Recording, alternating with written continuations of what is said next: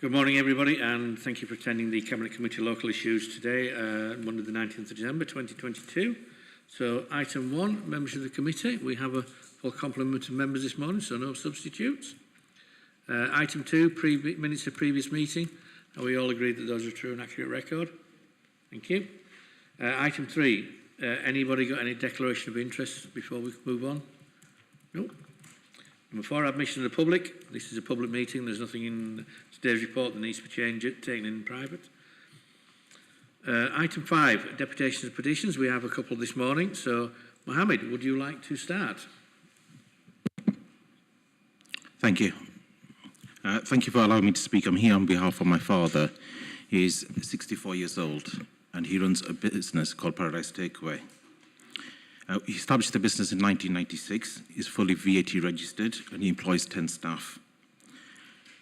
The issue here for him is the loading bay. That is the bone of contention. Many years ago, there was no restrictions on loading. There was just double yellow lines which allowed us to load and unload. However, the crossing was moved from further down the road to the current location, and the only reason why the current loading bay is there is because we initially objected to the initial proposals to remove all loading facilities. This is important because it allows us to set deliveries, and the removal of the loading bay is unreasonable because it means I collect the stock from the wholesalers 2 to 3 times a week, and it means me having to travel from Lee Green, which is a narrow footpath in itself, some distance before I get to the shop for each time I'm picking and dropping off, as well as for each loadful. I have a bad back. I go to a chiropractor on a regular basis. I've got an appointment letters here to confirm should you wish to see it. It also allows us to provide service to our disabled customers who are not able to get out of their car, but they ask us to bring their food to them. So, and we prepare for that in a timely manner, where we give them sufficient time. And also we have the change ready and the card machine ready so we can basically take the payment and have very little impact on the flow of traffic.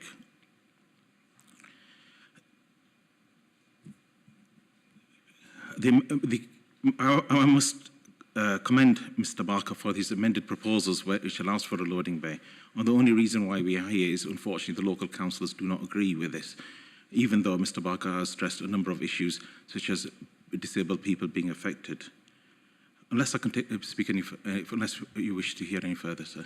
No, that's your time. Thank you. Thank you very much. And I believe we have Janet next.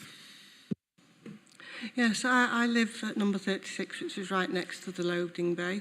I have nowhere else to park. I only park there if I'm dropping off stuff, and I often have deliveries of heavy materials for work, and they park there just to drop them off. So nobody's ever parked there at any time. I also have a disabled brother who comes to visit occasionally, and he could only come if he was dropped off in that parking bay. And I can't park anywhere else. I can't park in the car park, so I park my car down the side, down Lee Green, which can often be quite a long walk away, so, depending on when other people are parked there. So basically, I'm agreeing with what Mohammed just said. Okay, thank you very much. Any public questions, Tammy? Can I just make sure? So, Mohammed, yours was subjection 1, wasn't it, on the papers? And yeah, it's the removal of the loading bay because I understand there's 2 proposals. And objection 2 is the next one. Yeah. Yes, thank you. Okay, no members here with questions at the moment. So we'll go to item 8. So, Dean, do you want to run us through the proposals, please? So this scheme was passed to me about 2 years ago by a gentleman who left the authority. The site had been the subject of a number of investigations, as I understand it, over a number of years, and they tried to make engineering improvements there to stop collisions happening, including the enhanced stop signs with the yellow backing boards and the like. But despite their efforts, collisions were still ongoing.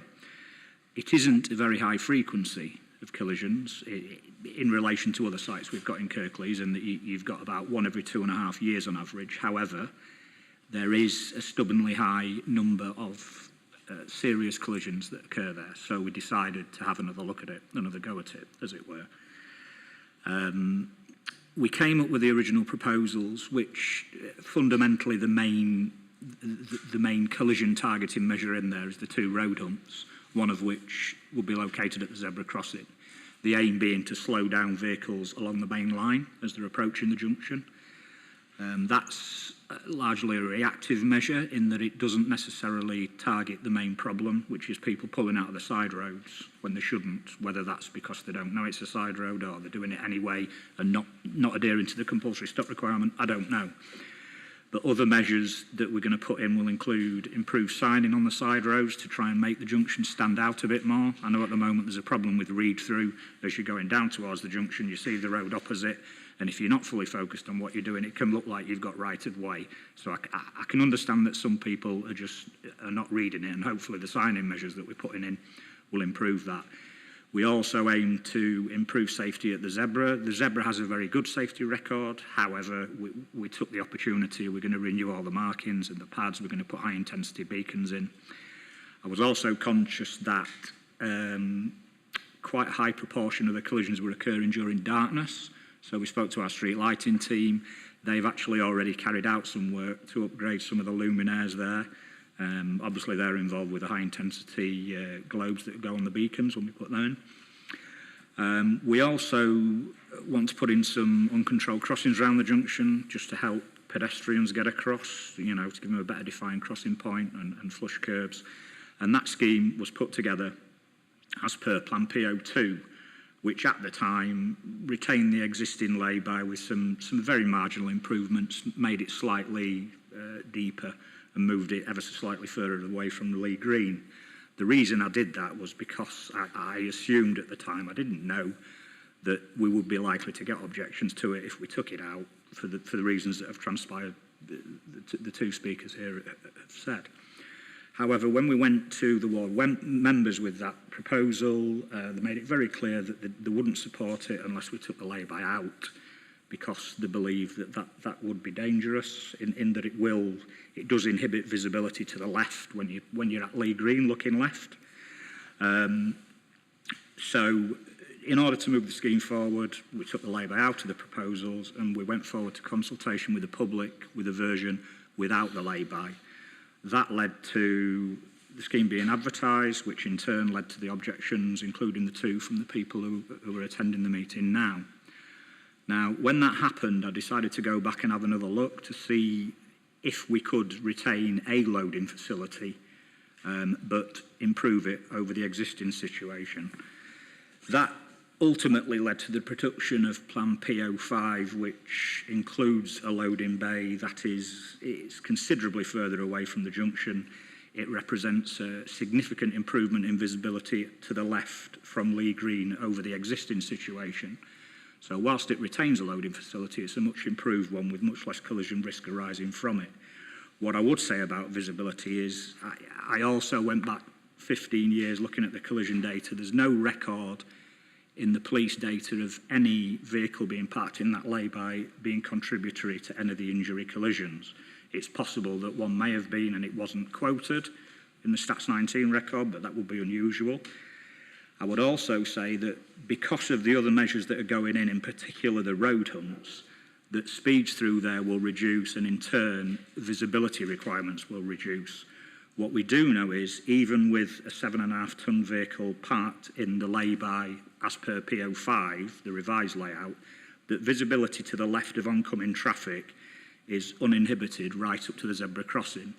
Now that meets requirements under manual for streets for speeds of between 25 and 27 miles an hour, 85th percentile speeds. That's entirely realistic just downstream of a road hump. The only issue is that you can't see the other carriageway. So if anybody was overtaking as you were pulling out of Lee Green, you wouldn't be able to see them overtaking through that lane on the wrong side of the road. This is why visibility splays extend across the entire carriageway, not just the lane that traffic approaches in, to allow for overtaking. But in this situation, firstly, I'm guessing that overtaking doesn't happen very much along Old Bank Road and Waterroyd Lane anyway, but the likelihood of it happening through the centre of a zebra crossing with zigzag markings that prohibit it, that also includes a road hump, to me, is extremely unlikely. So I don't see the need to provide visibility along that lane for overtaking traffic. I don't see that as a risk. So the combination of those factors led me to believe that and the objections that the right scheme to go ahead with was the revised lay-by as per PO5 to still allow loading to take place. However, the ward councillors didn't support that, and they still believe we should take the lay-by out because it would be safer. There's a side issue of a road safety audit that came into it, but no road safety audit's been done on this scheme yet. The issue of the road safety audit came up because I regrettably mentioned that a road safety auditor had said to me that he thought the junction could be safer if the lay-by wasn't there. But that led to some confusion between myself and the ward councillors about the safety audit. It will have a safety audit, but not until we finish detailed design. And we can't do that until we know what scheme we're going ahead with. But what I would say is, when we do have a safety audit on it, the purpose of a safety audit is for an auditor to look at a design and identify problems that will be created by that design that could lead to a collision. Because what we're proposing to do now is significantly improve the lay-by, that would not constitute, you could not say that's a road safety audit problem because you're actually making it safer. So I'm not sure there's anything else that I can say at this point. Okay, thank you very much. Councillor Lee Sampson, I believe you want to speak at this point. I do, thanks, Chair. Thank you. I really do welcome this scheme. The Savalons Crossroad is without a doubt the most dangerous junction in Murfield. I've been in the driver training industry for 28 years. I'm teaching people from the ground up, and I'm teaching them to deal with all kinds of junctions, and I have no doubt that this junction is dangerous. I'm disappointed that Councillor Bolt and myself have had a lot of email exchanges with Dean, and I appreciate his answers on coming back. And we asked for them to all be put in the agenda pack, and they're not, and that they were quite detailed. The reason that we don't support the lay-by, and I use Savalons Crossroads quite a lot. I have pupils up at MFG. As you come up Lee Green to the stop line, you've got a very steep rise to the left. So when the vehicles crest the hill, you see them at the very last second. Now there's a huge amount of parking to the right along Old Bank. So when you stop at the stop line, you have to creep forwards to see past the parked vehicles on the right. Now they are parked for businesses. This leaves you somewhat exposed because you're over the stop line now. If there was anything parked in that lay-by, you will not be able to see to the left. Sorry, I've made so many notes. That's the basic layout. So you've no visibility left, you've no visibility right. And one day, like all drivers, I came up Lee Green to the stop junction and I looked round very sneakily. And I noticed there was nobody looking. And like some people, I was in a hurry. So I unfortunately treated it as a give way. Fortunately, I looked once, looked twice. If you treat that as a give way, the visibility to the left is so bad, you lose the traffic that's coming up Waterroyd, they're behind the A-post on your vehicle. So I found that a very interesting result. So the next time I came up Lee Green, I did it again to see if I got the same result. Same result, the sight line to the left is absolutely abysmal. And if you put a lay-by in there, you're making it 10 times worse. This junction needs a traffic calming scheme, it really does. It needs the drivers to stop. And I think if we're going to put a scheme in that works, let's not compromise it with the lay-by. I understand the needs of the takeaway, but there is a car park to the left. If you've got the lay-by, anyone can park in it. As for double yellow lines for picking up and dropping off, the law states that you have 5 minutes to set down and pick up on double yellows. But if you put the lay-by in, anyone can park in it. There's the betting shop, there's the takeaway, but like I said, there is a car park. You did say, didn't you, Dean, that in the safety audit, or the safety audit that didn't happen, that it came up that it would be better without that lay-by. the gentleman said, would it be possible to remove the lay-by? That was the question he asked. And Yeah. I said, well, as it happens, that's what the councillors want to do. Yeah, but clearly if he thought it was possible, is it possible to remove it? He felt that it was potentially. Well, he wouldn't really, in a safety audit, all you think about is safety. You can't regard anything else. Obviously, a public highway serves lots of different purposes. But you're in a privileged position doing a safety audit. That's all you think about. Everything else you disregard, whether it's costs, whether it's other reasons. So it's a legitimate question for him to ask. But Dean, my main concern is road safety. I've been teaching it for 28 years. I've lived in Mayfield for 62. And I'm very familiar with that junction. All I could say is that the visibility is going to be much better than it is now, and that's never caused a collision before. So, it's improved significantly. At the moment, if a vehicle parks at the back of that lay-by, even for 5 minutes, traffic going faster than 14 miles an hour coming towards that junction, you're not going to see it in time. But under the proposed layout, that's going to go up to between 25 and 27, because it's moved much farther away from the junction and it's much deeper and further back. So it's a lot safer. You still... Dean, can you let Vivian finish and then pick all the points up at the end, Thanks, right. rather than getting in a debate? Thanks, Chair. I do welcome Dean's comments. The thing is, to the left, you've got this steep drop-off, and the visibility isn't there. And if you put a vehicle in that lay-by, you are reducing the sight lines significantly. And that's the problem at Lee Green, especially when you're exiting Lee Green, and on that junction, it's the sight lines. They aren't there, that's why it's a stop junction. So, myself and Councillor Bolt do support the scheme as a whole, but I'm sorry, for safety reasons, visibility reasons, and remember it's a major crossing point for the school children from MFG, we don't support the lay-by. Thank you, Chair. Thank you, Councillor Lees. Do you want to come back on any of that, Dean? The only thing I'd say is that visibility-wise, it will meet Manual for Streets requirements for what speeds are likely to be with the humps in. Now, it's flat between where the zebra crossing is and between the two humps. There is no brow. There may be a brow further down Waterroyd Lane, but that's way beyond a point where vehicles will be going fast enough for that to be an issue as they approach the junction. If you can see as far as that zebra crossing, you can see the minimum required distance for a vehicle doing 27 mile an hour, which is a reasonable estimation of what 85th percentile speeds will be with road humps in. Can I just mention? It's just some information was incorrect, so I just need to point that out. Well, you've had your 5 minutes. Yeah. Okay. You kind of want to come in.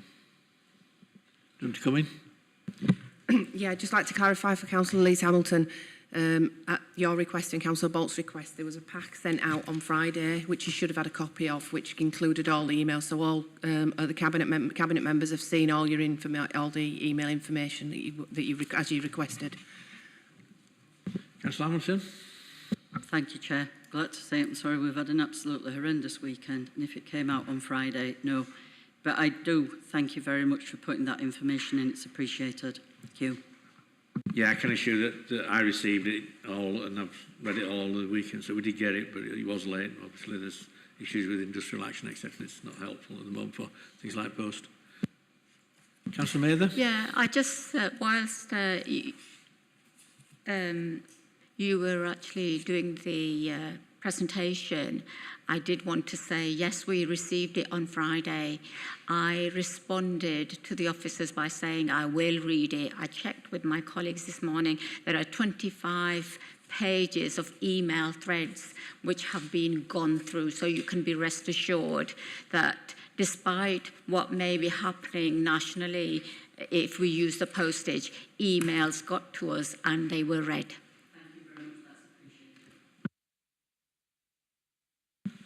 Have either of you got any more questions? Councillor Mather? So, not questions so much, but I wanted to present my overview as I understand it.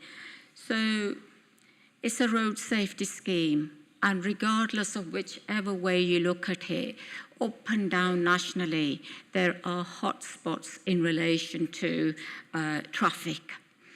And this scheme, we've been working on it for at least 2 years.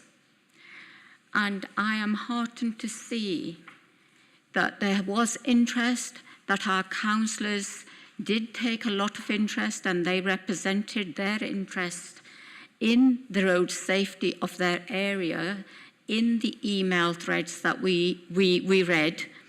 And the consultation did take on the objectors and try to meet the objections. And I believe that the 5 objectors are satisfied with the current scheme being proposed, PO5. So I am saddened that regardless of all where we started, what was put forward, how the listening exercise has been ongoing to change the current proposal to PO5, which is a lay-by, but admittedly further along, deeper, so that there is a visibility, and all of the other improvements that are being proposed to improve this traffic junction, because let's face it, anybody can see how difficult it is. And I believe, and I know, and I know I'm not an engineer, and I have to rely on our technical expertise, my team. And I believe they have nothing to gain either way other than the council putting in place, as a highways authority, a junction which is safe. Now, saying safe does not necessarily mean it safeguards us forever. But if we move forward, we always, and you know, we always review for full 2 years to ensure that it's actually delivering on what we thought that the scheme would deliver. Now, having said that, I am also conscious that we're in a situation where if we don't move forward with the scheme, there is a danger of it being left with nothing. Now, I don't want that for our district. You know how difficult it is in terms of finances. I don't want Murfield not to have the improvements being suggested in this scheme. So if we, and we know, without me saying, the team would review after it's embedded for at a 6 months period, year and a half, 2 years, to see if it's working. And if it's working, all well and good. And if it doesn't, we will look at it. But at this moment, I believe we've spent a lot of time. We've considered all the representations. I think it's time to make a decision, and I would like to take our councillors with us in the decision-making process. I can see where you're coming from. We're not going to move any further. We don't know how the new scheme's going to embed, but from what I see, what the officers have explained in my briefings, what they've said this morning, and what I leave it to my councillor colleagues to come back, I am satisfied that PO5 is a good measure, good scheme for this particular junction. Thank you, Chair. Thank you. Paul, do you want to add anything? Yep, thanks, Chair. Yep, just some very brief comments. Having listened to Dean and looking at the diagrams here in terms of the visibility, you know, as Dean outlined, it seems to me the key risk, which seems it'd be difficult to imagine this happening, is, as you said, Dean, if somebody was overtaken by the zebra crossing, and that would be, you'd have, to be blunt, some fairly lunatic driving to be doing that. Now, we can't, obviously, you can't legislate, or we can't sort of sit here and say that would never happen, but looking at the lines of sight and the visibility that you've got within this, it does seem to fully cover the required carriageway, and as you say, at that medium speed or the 85th percentile rather, not medium, of 27.3. So from that perspective, I think it does cover the issue of being able to have really good visibility running along that road as you're coming up to that junction and looking to your left clearly. You know, certainly there remains what, as you've explained, Dean, would be, I think, a very small risk if somebody did overtake. There is a gap there where you'd miss them. So literally, I think looking at this, you'd have to overtake on just before or on the zebra crossing so that you hit that point, which would be fairly, well, it would be difficult to imagine. So from my perspective, certainly I'd support the PO5 as well. I think it meets the safety requirements as outlined by Dean, but also it meets requirements in terms of, you know, obviously the local businesses and residents and the issues that they've raised. So it seems to me it's a good approach, and as you say, it'll be reviewed, Councillor Maida. So from my perspective, yeah, I'll support the proposal. Okay, thank you. From my view of this is, I think we all agree that something needs to be done with this junction. It's not ideal, and something needs to be done with it.